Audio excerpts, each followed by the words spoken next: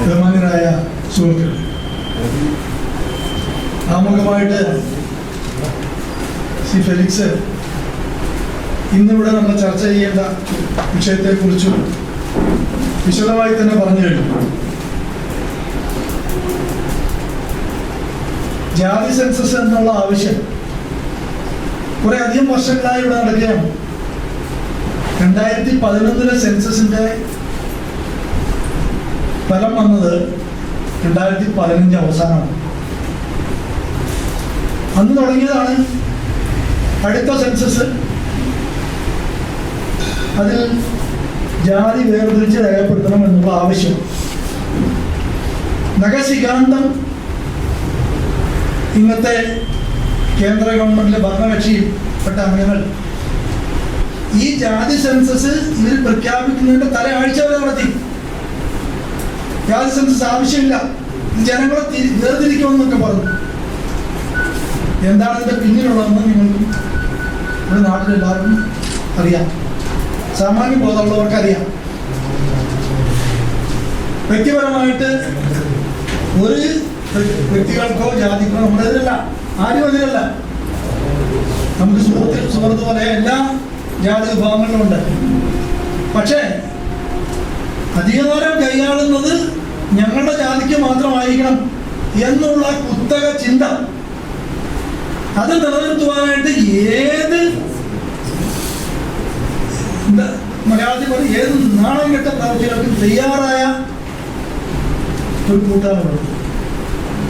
2 ആഴ്ച മുമ്പ് NSS അവരുടെ വാർഷിക യോഗം പറഞ്ഞു ജാതി സെൻസസ് ആവശ്യമില്ല. ജാതി സെൻസസ് ആവശ്യമില്ലെന്ന് പറയാൻ കാര്യം ഇവരാണ് NSS. അവർക്ക് പറയാം ആവശ്യമില്ല എന്ന് പറയാൻ അവർക്ക് ആവശ്യമില്ല. കാരണം നമുക്ക് എല്ലാവർക്കും അറിയാം, പ്രത്യേകിച്ച് പഠിച്ചിട്ടുള്ള ആൾക്കാർക്ക് അത് വ്യക്തമായിട്ട് അറിയാം. കാരണം 20% കറക്റ്റ് ശതമാനം എനിക്ക് അറിയാൻ പാടില്ല,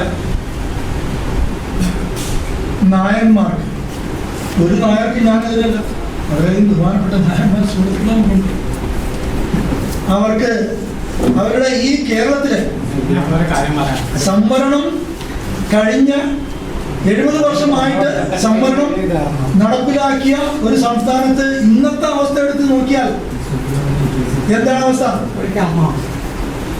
60-70% സർക്കാർ ഉദ്യോഗങ്ങൾ ഈ വിഭാഗത്തിൽപ്പെട്ടാണ് കൈയടക്കിയിരിക്കുന്നത്. ഒരാളെ നമ്മുടെ കടന്നു സമ്മതിക്കില്ല. ഇനി മൊത്തത്തിൽ നമ്മുടെ രാജ്യത്തിന് കണക്കെടുത്താൽ ഞാൻ OBC വെൽഫെയർ പാർലമെന്ററി കമ്മിറ്റിയുടെ ചേർന്നെടുക്കപ്പെട്ട ഒരു മെമ്പറായിരുന്നു 2 വർഷം. ഇവിടെ നിന്ന് ഡോക്ടർ സമ്പത്ത് ഞാൻ പാർലമെന്റ് ഞങ്ങളിൽ തെരഞ്ഞെടുത്ത ആൾക്കാരാണ്. ഞങ്ങൾ ഇന്ത്യ മുഴുവൻ പോയി ഇതിനെക്കുറിച്ച് പഠിച്ചിട്ടുള്ള ആള്. അവിടെ നടന്ന വളരെ നഗ്നമായ നീതി നിഷേധം കണ്ടില്ലെന്ന് നടക്കാൻ നമുക്ക്. കാരണം ഒരു ഉദാഹരണം ഞാൻ പറയാം. 167 പേരെ സ്റ്റേറ്റ് ബാങ്ക് ഓഫ് ഇന്ത്യ ഒരു വർഷത്തിൽ എബ്രോഡ് ഓവർസീസ് അസൈൻമെന്റ് അയച്ചു. ഒരൊറ്റയാള് OBC SC അവരെടുത്ത് അയച്ചില്ല. ക്വാളിഫൈഡ് ആളില്ല. സെലക്ഷൻ പോസ്റ്റ് ആണ്, സെലക്ഷൻ ആണ്, അത് അവരുടെ യുക്തമാണ്. ആ ബോഡിയുടെ തിരഞ്ഞെടുത്ത് അയക്കുന്ന ആ ഒരു കുറച്ച് ആൾക്കാരുടെ യുക്തമാണ്. പാർലമെന്റിലെ കമ്മിറ്റിക്കാരെ ONGC state bank of India, ബാങ്കുകൾ, അങ്ങനെ നിരവധി സ്ഥാപനങ്ങളുടെ മേലധികാരികളെ ഏറ്റവും ടോപ്പായിട്ടുള്ള ആളുകളെ വിളിച്ചു വരുത്തി അവരുമായിട്ട് തെളിവെടുപ്പ് നടക്കുമ്പോൾ ഞങ്ങൾ ചോദിക്കുന്ന ഒരു ചോദ്യം, എന്തുകൊണ്ട് സ്പെഷ്യൽ റിക്രൂട്ട്മെന്റ് എന്നുള്ള ആ ഒരു ഉപാധി നിങ്ങൾ സ്വീകരിച്ചില്ല? മറുപടി പറയില്ല. യൂണിവേഴ്സിറ്റിയുടെ മേലധികാരികളുടെ ആളുകൾ ചോദിച്ചു, മിണ്ടുന്നില്ല, യെസും നോയും പറയുന്നില്ല. അവസാനം ഞങ്ങളുടെ ചെയർമാനോട്, പാർലമെന്ററി കമ്മിറ്റിയുടെ ചെയർമാനോട് Sir, what can I do again? Or my question is not answering yes or no. മിണ്ടുന്നില്ല, കല്ല് പോലെ ഇരിക്കുക. അവസാനം നമ്മൾ നാണക്കെട്ട് പിൻവാങ്ങിയ അവസ്ഥ ഉണ്ടായി.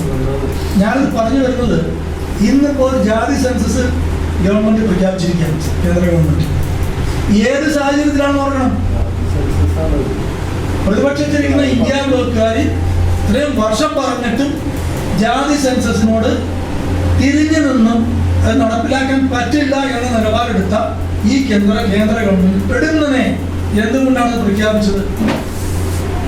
ഉത്തരം വളരെ വ്യക്തം. ബീഹാർ ഇലക്ഷനിൽ നിതീഷ് കുമാർ ജാതി സെൻസസ് നടത്തിയതാണ്. പക്ഷെ ജാതി സെൻസസിനനുസരിച്ചുള്ള ഉദ്യോഗങ്ങളോ യൂണിവേഴ്സിറ്റിയിലെ പഠനത്തിന് വേണ്ട സൗകര്യങ്ങളോ മുഴുവനായി ഇംപ്ലിമെന്റ് ചെയ്യാൻ നിതീഷ് കുമാറിന് സാധിച്ചില്ല. BJPയുടെ സപ്പോർട്ടോടുകൂടിയാണ് നിതീഷ് കുമാർ അവിടെ ഭരിച്ചിരുന്നത്. അതിനിടയ്ക്കൂടി ചില പാരമ്പര്യങ്ങളൊക്കെ ഉണ്ടായി എങ്കിലും നിതീഷ് കുമാറിന്റെ സ്വതവേയുടെ ശൈലിയിൽ പുള്ളി സേഫ്റ്റി നോക്കി പോകുന്ന ആളാണ്, കഴിവുള്ള ആളാണ്. ഇപ്പൊ ചോർപ്പുറവും സനയിലായിട്ട് പറയുന്നു. അപ്പൊ ഇപ്പോൾ ആ സ്ഥാനത്ത് BJPക്ക് കയറിയിരിക്കണം. അതിനുള്ള ഏറ്റവും വലിയ തന്ത്രമാണ്. ഞാൻ പഹൽഗാം ആക്രമണത്തെ ഇതുമായിട്ട് ബന്ധിപ്പിച്ചാൽ എനിക്ക് തെളിവ് തരേണ്ടി വരും. പക്ഷേ ജനങ്ങളുടെ ഇടയിലൊരു സംസാരമുണ്ട്. ഈ പഹൽഗാം ആക്രമണവും ഈ ജാതി സെൻസസും ഈ ബീഹാർ ഇലക്ഷൻ വേണ്ടിയാണെന്നും നിങ്ങൾക്കറിയാം. ഗോദ്ര ട്രെയിൻ ബോഗി കത്തിച്ചത് ആരാണെന്നും എന്താണെന്നും എങ്ങനെയാണെന്നും എപ്പോഴാണെന്നും ഫോറൻസിക് റിപ്പോർട്ട്. അതിനുശേഷം പുൽവാമയിൽ ആക്രമണം നടന്നു. ജാതി സെൻസസ് ഞാൻ മാറിപ്പോയല്ല കേട്ടോ. ഞാൻ നിങ്ങൾക്ക് ചില പുതിയ അല്ലെങ്കിൽ നിങ്ങൾക്ക് അറിയാവുന്ന ചില കാര്യങ്ങൾ ഓർമ്മിപ്പിക്കുകയാണ്. പുൽവാമയിൽ ആക്രമണത്തിൽ 42 ജവാന്മാരെ ഒരു ഡൈനാമിക് അപകടത്തിൽ കൊന്നു. എന്നിട്ടാണ് അപ്പുറത്ത് പോയി സർജിക്കൽ സ്ട്രൈക്ക് നടത്തുന്നത്. സർജിക്കൽ സ്ട്രൈക്ക് നടത്താനൊരു കാരണം വേണം. 2000-ലധികം മുസ്ലിംസിനെ ഒരു രാത്രി കൊണ്ട് ക്രൂരമായി വധിച്ച ആ ഒരു കാരണത്തിന് 2002 ഒരു കാരണം വേണം. ഓടുമൊക്കി കയറുന്ന കള്ളൻ ഓടുമൊക്കി തന്നെ കയറുള്ളൂ. മുൻവാതിൽ തുറന്നു കിടന്നാലും മോദിയുടെ ആ സ്റ്റൈൽ അതാണ്, ഓപ്പറേഷൻ സ്റ്റൈൽ അതാണ്. ഇങ്ങനെ ഒരു പ്രൊവോക്കേഷൻ ഉണ്ടാക്കിയിട്ട് അടിക്കും. ഇപ്പോൾ ഈ ബീഹാറിലെ ഇലക്ഷനെ നേരിടണമെങ്കിൽ ജാതി സെൻസസിന് ഞങ്ങളും കൂടെ അനുകൂലമാണ് എന്ന് പറഞ്ഞെങ്കിലേ പറ്റും. അതിനുവേണ്ടിയാണ് ഈ വലിയ വഞ്ചനാ നാടകം കേന്ദ്ര സർക്കാർ പ്രഖ്യാപിച്ചത് എന്നാണ് എന്റെ പക്ഷം. അതിന് വേറെ കാര്യം കൂടി ഞാൻ പറയാം. ഈ പറയുന്ന 27-ൽ പ്രഖ്യാപിച്ചിരിക്കുന്ന 25-ൽ കേന്ദ്ര സർക്കാരിന് വേണമെങ്കിൽ 6 മാസത്തിനാണ് ചെയ്യാം. 6 മാസത്തിനാണ് ഈ ജാതി സെൻസസ് നടത്താം. 2011 കഴിഞ്ഞാൽ 2021-ൽ സെൻസസ് നടക്കേണ്ടിയിരുന്നതാണ്. കോവിഡിന്റെ കാരണമാണ്. കോവിഡ് കഴിഞ്ഞിട്ട് 10 വർഷമായി. ഇവർക്കിത് നടത്താനുള്ള ആഗ്രഹമൊന്നുമില്ല, ശരിയായ ഒരു ലക്ഷ്യമില്ല ഇതിനകത്ത്. ഈ ഒരു പുകമറയിൽ ഞങ്ങളും കൂടെ ഇതിനെ അനുകൂലിക്കുന്നു, ഞങ്ങൾ നടത്തും എന്ന് പറയുമ്പോൾ 27-ൽ നടക്കുമോ എന്നതാണ് എനിക്ക് സംശയമുണ്ട്. ജാതി സെൻസസിന്റെ ഏറ്റവും വലിയ ക്രൂരമായ ഇല്ല എന്നെ കാരണം ഞാൻ പറയാം. ഞാൻ 2009-ൽ പാർലമെന്റിലേക്ക് ലോക്സഭയിലേക്ക് നോമിനേറ്റ് ചെയ്തിട്ടാണ്. 2011-ലെ സെൻസസിന് മുമ്പ് ഞാനിവിടെ 377-ാം ക്ലോസ് പ്രകാരം ലോക്സഭയിൽ അവതരിപ്പിച്ച എന്റെ 377 മാറ്ററുണ്ട്. അതിനകത്ത് ജാതി തിരിച്ചുള്ള കണക്കെടുക്കണമെന്നും ആംഗ്ലോ ഇന്ത്യയിലെ ക്രിസ്ത്യൻ എന്ന് മാത്രം എഴുതിയാൽ അവരുടെ കാസ്റ്റ് ആംഗ്ലോ ഇന്ത്യൻ രേഖപ്പെടുത്തണമെന്നും ഞാൻ അത് അവതരിപ്പിച്ചിട്ടുണ്ട്. 377 എനിക്ക് ബന്ധപ്പെട്ട മന്ത്രിയുടെ മറുപടി കിട്ടിയിട്ടുണ്ട്. പക്ഷെ ഇതൊന്നും നടന്നില്ല. 2019 ഡിസംബറിൽ അന്നത്തെ നിയമമന്ത്രി രവിശങ്കർ പ്രസാദ് അവതരിപ്പിച്ച കണക്ക് പ്രകാരം ഇന്ത്യയിൽ ആകെപ്പാട് 296 ആംഗ്ലോജിലേ ഉള്ളൂ. അങ്ങനെയാണ് കണക്കാക്കുന്നത്. അതൊരു ജാതി സെൻസസ് അല്ലായിരുന്നു പറഞ്ഞു. പിന്നെ അവർക്ക് എങ്ങനെ ഈ ഡാറ്റ കിട്ടി? 296 പേര് ക്രിസ്ത്യൻ എഴുതിയപ്പോൾ ഞങ്ങളുടെ കാസ്റ്റ് എന്ന് പറഞ്ഞപ്പോൾ അത്രേ ഉള്ളതാണ് തീരുമാനിച്ചു. എന്ന് മാത്രമല്ല അവരൊക്കെ വളരെ വെൽ ഓഫ് ആണെന്ന് അതാണ് സെൻസ് പാർലമെന്റ് പറഞ്ഞല്ലോ. അതേസമയം 2013 മിനിസ്ട്രി ഓഫ് മൈനോറിറ്റി അഫയേഴ്സ് നടത്തിയ സർവേയിലെ റിപ്പോർട്ടുണ്ട്. ഇവർ പിന്നോക്കാവസ്ഥയിലാണ്, ഇവർക്ക് ഇവരുടെ അൺഎംപ്ലോയ്മെന്റ് ഉണ്ടെന്നും ഇവർ പലരും വാടക വീട്ടിലാണെന്നും ഇവർ വളരെ പരിതാപകരമായ അവസ്ഥയിലാണെന്നും ഇവർക്ക് ഐഡന്റിറ്റി ക്രൈസിസ് ഉണ്ടെന്നും റിപ്പോർട്ട്. പാർലമെന്റിലെ വിഷയം വന്നപ്പോൾ ഈ ഡാറ്റ ശ്രീ ഹൈബിഡിന് കൊടുക്കുകയും അദ്ദേഹം ഇതെല്ലാം പറയുകയും ഈ റിപ്പോർട്ടിന്റെ ഒറിജിനൽ കോപ്പി അദ്ദേഹം പാർലമെന്റ് ലോക്സഭയിൽ കുറ്റി കാണിച്ചിട്ടുണ്ട്. ഈ റിപ്പോർട്ട് പ്രകാരം മിസ്റ്റർ രവിശങ്കർ പ്രസാദ് നിങ്ങളുടെ വാദഗതി നിൽക്കില്ലല്ലോ. 2013 മിനിസ്റ്റർ ഓഫ് മൈനോറിറ്റി അഫയേഴ്സ് പഠിച്ച റിപ്പോർട്ടിൽ എന്താ പറയുന്നത് നിങ്ങൾ നോക്കണം. അത് മുഴുവൻ ചവിട്ടി മതിച്ചുകൊണ്ട് ആ സംഭരണം എല്ലാം എടുത്തു കളഞ്ഞു. നോമിനേഷൻ വഴിയുള്ള പാർലമെന്റിൽ നിയമസഭകളിലൂടെ എല്ലാം കളഞ്ഞു. 2 വർഷം കഴിഞ്ഞ് മറാത്ത സംവരണ പ്രശ്നം വന്നപ്പോൾ ഇതേ കേന്ദ്ര സർക്കാർ പറഞ്ഞു 2011 സെൻസസ് പല തെറ്റുകുറ്റങ്ങളുണ്ട്, അതുകൊണ്ട് സംവരണം നിശ്ചയിക്കുന്ന കാര്യങ്ങൾക്ക് ഇത് സ്വീകരിക്കാൻ പാടില്ല.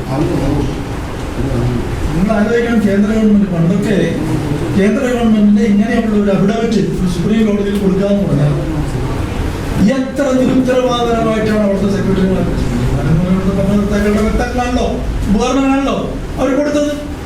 അതായത് അവരുടെ കാര്യങ്ങൾ കാണാൻ തക്ക കാര്യം സമയം നോക്കി നിറം മാറുന്ന ഏത് വില കുറഞ്ഞ പരിപാടികൾക്കും ഇത് തയ്യാറാണ്.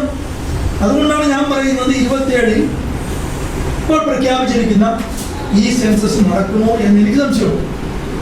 അപ്പോൾ വേറെ എന്തെങ്കിലും കാര്യം പറഞ്ഞാൽ പോകും, വേറെ എന്തെങ്കിലും ഒരു അടിയന്തരാവസ്ഥ ഉണ്ടാക്കിയാൽ പോലെ മോദി അതിൻ്റെ പ്രസിഡന്റല്ലേ അടിയന്തരാവസ്ഥ ഉണ്ടാക്കാൻ. ഗോദ്ര, പുൽവാമ, പഹൽഗാം എന്നൊക്കെ പറഞ്ഞ് ഉണ്ടാക്കാമല്ലോ.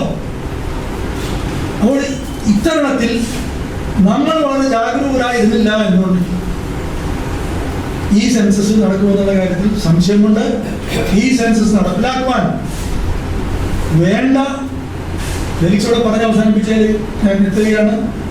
വളരെ ജാഗരൂകരായി ഇതിനെതിരെ ഈ സെൻസസ് നടപ്പിലാക്കണം എന്ന് പറഞ്ഞിട്ടുള്ള ശക്തിയായ പ്രതികരണങ്ങൾ ജനങ്ങളുടെ ഭാഗത്തുനിന്ന് ഉണ്ടായില്ല എന്ന് വരികിൽ ഞാൻ വേറെ ചോദ്യം വിളിച്ചവരുടെ എൻ്റെ പാർട്ടി അടക്കമുള്ള എല്ലാം ഉന്നതരായ ഈ പ്രോസ്പെരിറ്റിക്കാരും മറ്റുള്ളവരുടെയൊക്കെ നിലപാടെന്താണ്?